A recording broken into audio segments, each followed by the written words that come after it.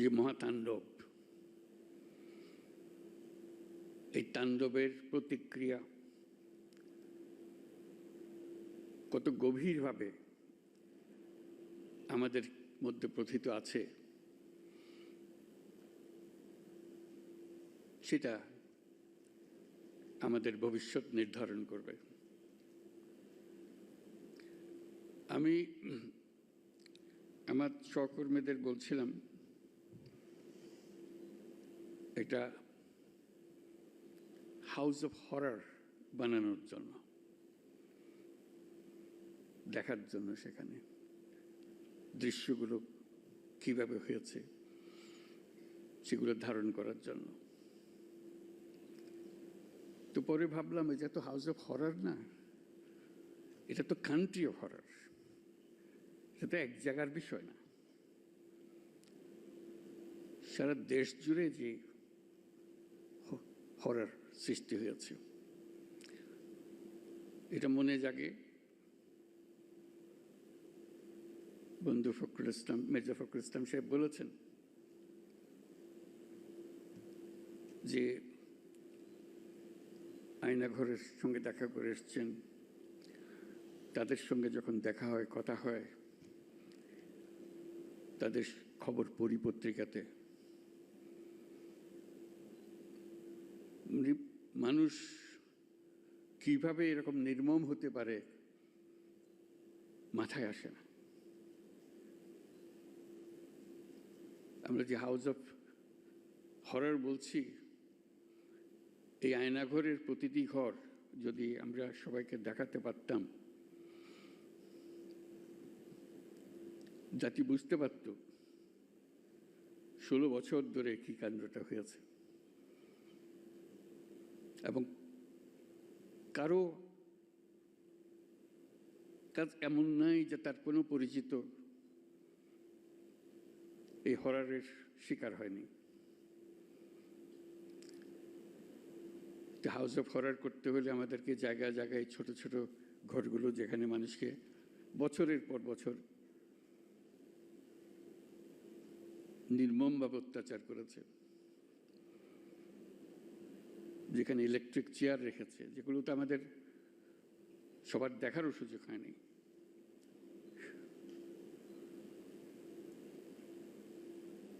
সেই কাহিনীগুলো মিলে আমরা আমাদের এই বাংলাদেশ এখন, আমাদের সার্বিক প্রচেষ্টা, এটার থেকে যদি আমরা শিক্ষা পাই, যে দেশটা আমরা গড়তে চাই, এটা মুখের ভাষার একতা না, যেটা বললাম বলে গেলাম ওরকম না, গভীরভাবে যেখানে আসবে, আমাদের তরুণরা শিখে আসবে, এই দেশ একেবারে নতুন করে বানিয়ে আনতে হবে। এটা উপরই একটা প্রলেপ দেওয়ার পরিবর্তন না, গভীরতমভাবে পরিবর্তন। সে গভীরতম পরিবর্তন যদি না করি, যে স্বৈরাচারের বিরুদ্ধে আজকে আমরা কথা বলছি, আবার ঘুরে ফিরে এসে চলে আসবে, এক ভঙ্গিতে না এক ভঙ্গিতে চলে আসবে। যতই আমরা আইন কানুন সামাল দিই, যতই সংস্কার করি,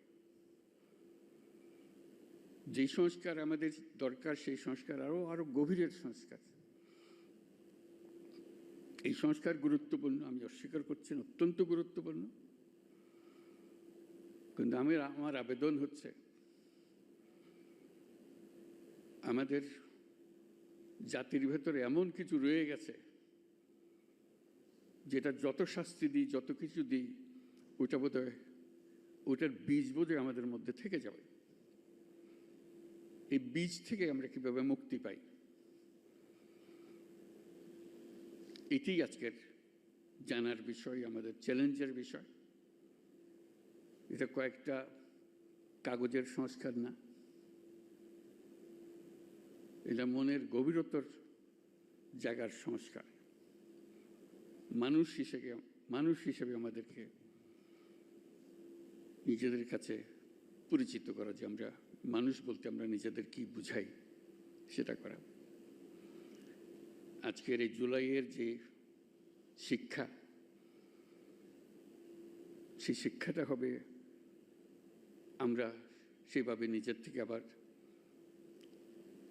এটা আমাদের ভেতরে আছে, আমাদের যে নাই তা না, কিন্তু এটা গভীরে ঢুকে গেছে, এটার থেকে বের করতে পারতেছে না। আমরা যেন সেটাকে আবার নতুনভাবে আমাদেরকে আবিষ্কার করতে পারি, তাহলে জাতি হিসেবে আমরা পুনর্জন্ম লাভ করব। জুলাই আমাদের পুনর্জন্মের মাস। এটা শুধু স্বৈরাচারী মুক্তির বাস না, কতগুলো আঙ্গিক বিষয়, কতগুলো প্রলেপ বিষয়, এটা দিকে আমরা মনে করি যে আমরা কাজ করে ফেলেছি। সেখান থেকে যদি আমরা বিদায় করে মনে করি যে কাজ হয়ে গেছে, তাহলে আমরা বড় ভুল কাজ করলাম। তা আমাদের আগামীতে এখনো সুযোগ আছে। জুলাইয়ের শিক্ষা এখনো আমাদের কাছে তাজা আছে। মাঝে মাঝে ভয় হয় এই শিক্ষা ক্ষয়ে যাবে, ভুলে যাব, আবার অতীতের মতো ভাষা রপ্ত হয়ে যাবে, আবার সেই ভাষা ব্যবহার করব, আবার সেই ব্যাখ্যা ব্যবহার করব। সেই দিকে যাতে আমাদের যেতে না হয় আর কোনো দিন, এই পথ একেবারে বন্ধ করে দেওয়া, এই পথের কোনো ঠিকানা আমরা যাব না, আমাদের নতুন পথ রচনা হবে, সেই পথের দিকে আমরা যাব, সেই আমাদের কমিটমেন্ট। আজকে জাতিসংঘ যে ভূমিকা পালন করেছে সেটা স্মরণ করার জন্য আমরা এখানে এসেছি, তাদেরকে ধন্যবাদ দেওয়ার জন্য এসেছি। আমি সেই কথাগুলো বলি। Distinguished guests, honorable political leaders, colleagues, friends, and my dear friend Huma Khan. Today we gather to mark the first anniversary of the July uprising, a moment of profound significance in the history of our nation. It was a moment when thousands of Bangladeshis, men and women, most of them young, stood up against tyranny and reclaimed the dignity and future of our country. Their courage spoke not only for our people, but for humanity.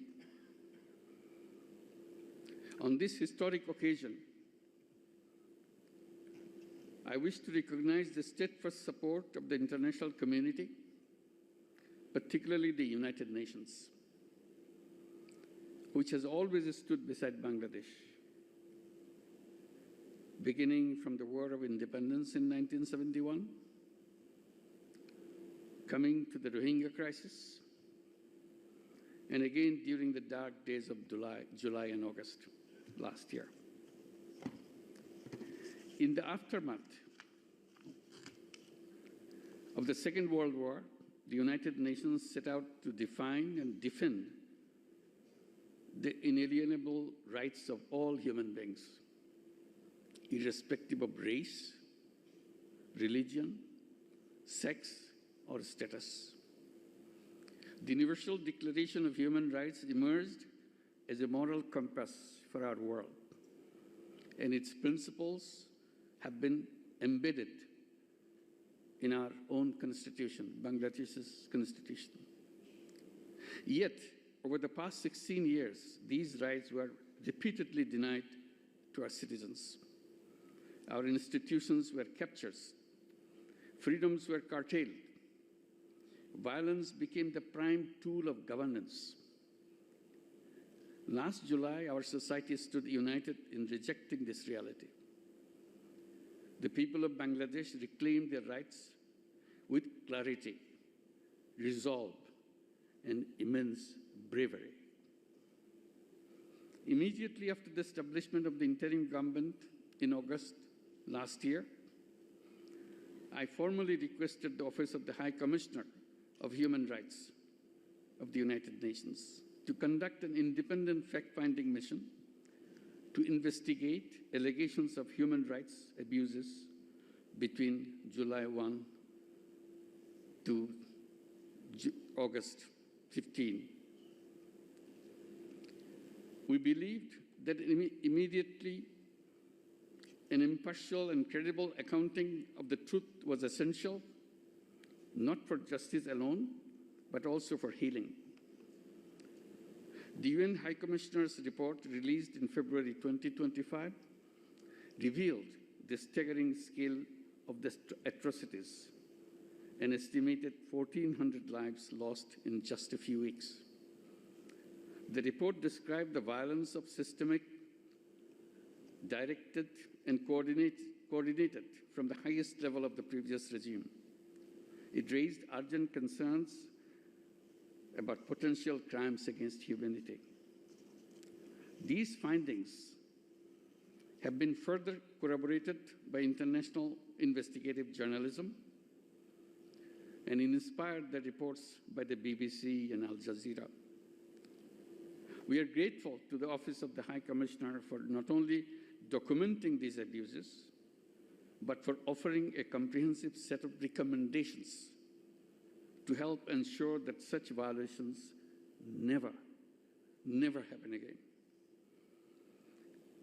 We have taken these recommendations to our heart, not out of obligation to others, but out of responsibility to ourselves.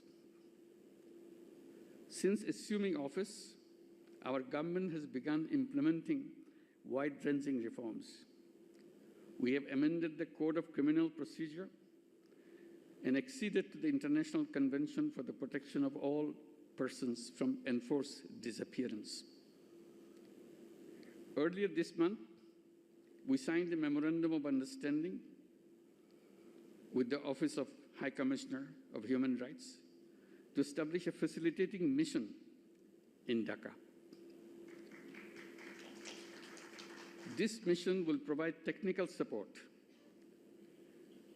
for reform initiatives, as well as capacity building for government institutions, local authorities, and civil society actors working to safeguard most precious thing, human rights. From the earliest days of the interim government, the United Nations has been a vital partner in our transition. I thank the Secretary General Antonio Guterres, a wonderful friend of Bangladesh, for his unwavering support and for his solidarity and his visit to Bangladesh in March of this year. I also extend my deep appreciation to High Commissioner Volker Turk, the members of the Office of the High Commissioner for Human Rights, fact-finding team, Ms. Gwen Lewis, the UN Resident Coordinator, and of course, my friend Huma Khan, Senior Human Rights Advisor, for their extraordinary and historical contributions. Our work is far from finished. Alongside our reform agenda, we are pursuing legal accountability for those responsible for gross violations. But justice is not only about punishment. Justice is also about ensuring that the state power can never again be used to suppress, silence, or destroy its own people. We are working to build a broad national consensus around a renewed political system. These are not just words. These are something to be embedded in our heart. One that delivers inclusive, participatory, and credible elections. The goal is clear: to establish a society where all Bangladeshis can live in peace, with freedom, with dignity, and with pride. As we reflect on the past year, We remember those who gave their lives in pursuit of that vision. Their sacrifice paved the way for a new chapter in our history. They created a new Bangladesh. That's their dream. This is rooted in hope, human rights, and democratic principles. On behalf of the people of Bangladesh, I thank the United Nations for standing with us